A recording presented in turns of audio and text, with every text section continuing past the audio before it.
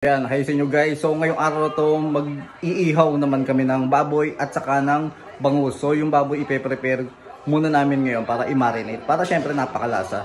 Yung bangus bukas pa namin bibilin. Ito yung binili namin. So ito yung baboy. Saka ito pa yung isa. So bumili kami sa Pure Gold. Hihiwain muna. So kapag maghihiwa kayo ng karne o kahit anong karne yan, huwag naman yung napakaliit pag pang-barbecue. Kasi pag inihawan nyo, liliit pa yan eh. Nahiwa na yung iba. So ganitong kalaki yung ginawa naming paghiwa sa baboy. Dahil pambahay naman, hindi pambenta. So kasi kapag niluto nyo to, liliit pa to. Kaya talagang dapat medyo lakihan talaga.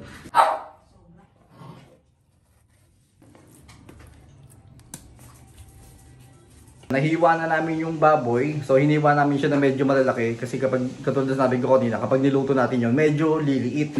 Ito yung ilalagay natin. Tingnan nyo kung gaano kaastig yan. Ito yung ilalagay natin. Mamacita barbecue marinade. So ito, pigaan nyo ng kalamansi. Kahit ganong karaming kalamansi yung ilagay nyo, pwedeng pwede yan. So ngayon naman, ilalagay na namin yung mamacita marinade. So ayan. So lagay ng dahan-dahan. So ito na yung kinalabasan. Tignan nyo. Astig. Diba? Yan pa lang napakalasa na yan eh. Pero magdadagdag pa rin tayo dito ng banana ketchup. So ayan, depende na sa inyo kung gano'ng karaming ketchup yung ilalagay nyo. Depende na rin sa dami ng baboy. Shoutout sa UFC. Ayan, sa UFC. Shoutout daw. Nagalagay din tayo ng paminta. So ayan. Para, syempre, importante may paminta. Kompletuhin nyo na. Ito, haluin muna natin. O diba? Yan ang itsura niya. Napakaganda ng itsura. Grabe. Yan. Ang sarap na kagad lalo na kapag inihaw niyan. So inaayos niya muna yung rep. Para ano. Siyempre dyan natin ilalagay yung minarinade natin. Dahil bukas pa natin iihawin yun eh. Ayan. So ito nilagyan muna namin ng plastic. Ayan. Bago nyo ilagay sa rep, lagyan nyo ng plastic.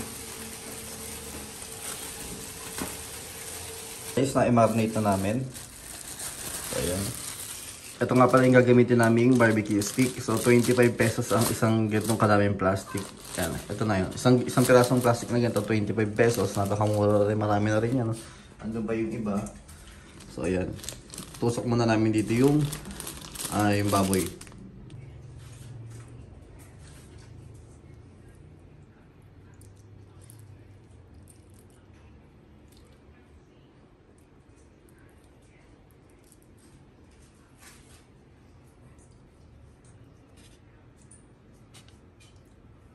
Ayan, so ito guys, so ganito yung ginawa namin tusok. Ayan, okay na yung ganyan, hindi naman to pambenta. Kami din naman kakain ito.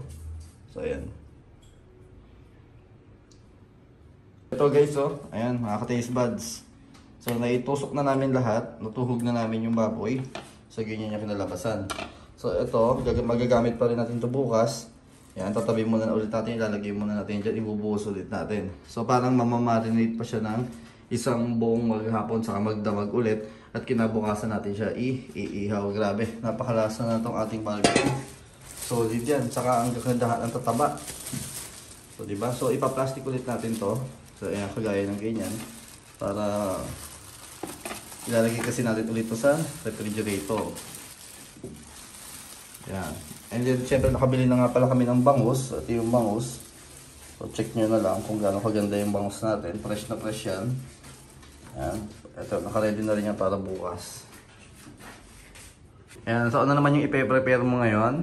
Siyempre, bangus. Ayan, bangus. Ayan yung ilalagay sa loob ng bangus.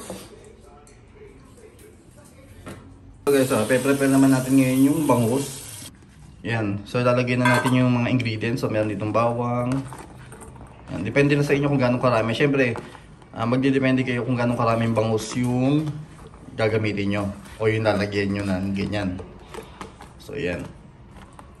So nailagay na natin sibuyas, bawang. So ngayon maglalagay tayo ng kamatis. Ito yung magic sarap. Ayan, optional lang yan kung gusto nyo maglagay ng magic sarap. So maglagay tayo paminta, oyster sauce. So ngayon naman hahaluin natin yan. Pwede kayo maglagay ng toyo, kalamansi. Depende sa iyo kung ano gusto. Para sa pinakaloob niyan, malasang-malasa yung isda. So ito nilalagyan na natin ng laman ang bangus. So ayan. Ito na guys, ayan, nalagyan na namin ng laman yung loob ng bangus. So ganyan kaganda. Kung napapansin nyo, napakabintog. Diba? Punong-puno kasi yung loob niyan. So ayan, nakaready na yan para pang ihaw bukas. Ayan, so ito guys, so nagpapabaga muna kami.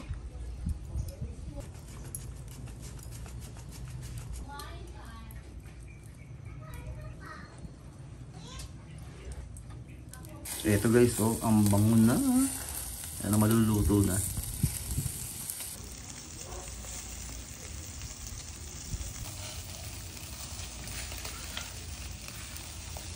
So ito guys, naihaw na namin yung barbecue.